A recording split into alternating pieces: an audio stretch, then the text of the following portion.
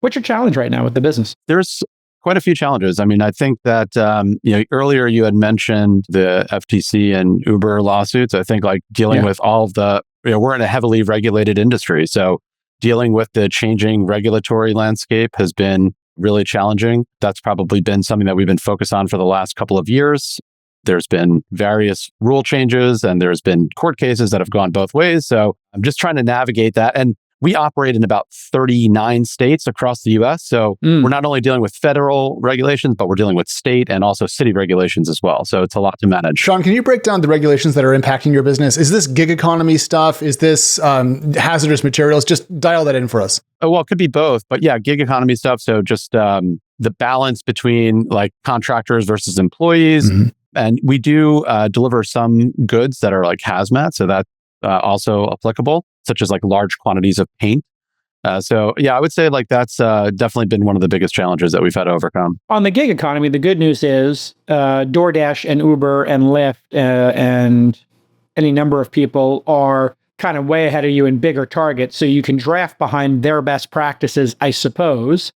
And because this is a B2B service, I would think some of your supply side, the people who are moving stuff, have LLCs, have like actual companies. So, for it to trigger the gig stuff, you'd have to be an individual contributor with like a social security number as opposed to a corporate ID. Am I correct in that? Yeah, that's generally correct. So all of the delivery professionals, as we call them on the platform, are theoretically running their own business. So it's either a sole prop or an LLC.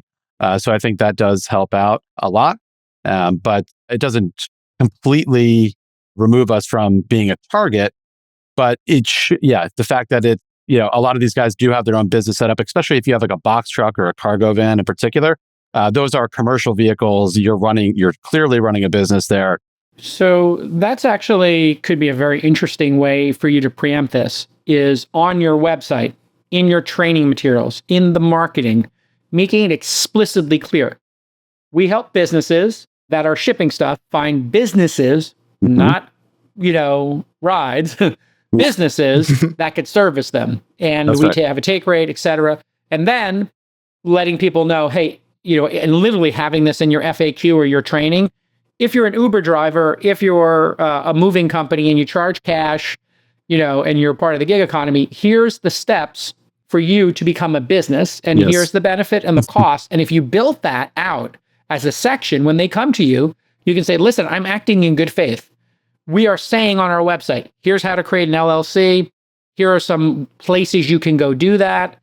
Here's the cost of it. Here's some links to the specific tax pages in cities. Look for this. Make sure it's by the books. And you kind of create that training materials.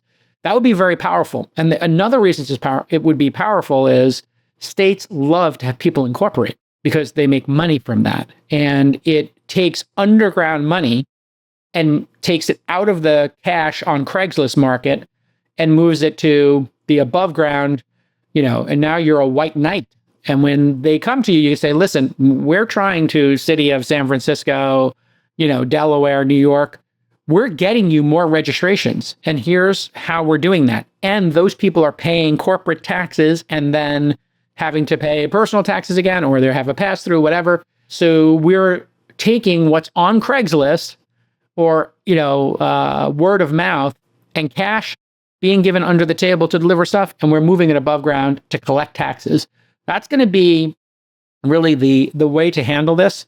And what I always tell people is, if you're not bending the rules, but for people who do like to bend rules, like maybe Uber, Lyft, DoorDash, and Airbnb did in the early days where there was an interpretation of who's benefiting, cui bono, right? Like who benefits? When the consumer benefits or the city benefits, and you can point to that and say, look, it's not that we're benefiting from this. When you're Airbnb and you do it in New York and you have to get a license, or in Lake Tahoe, you need a license and they collect taxes on that consumer is benefiting. There's more availability, and the state is benefiting because they're getting tax revenue, and the citizens and the school and the fire department are collecting and, paid for.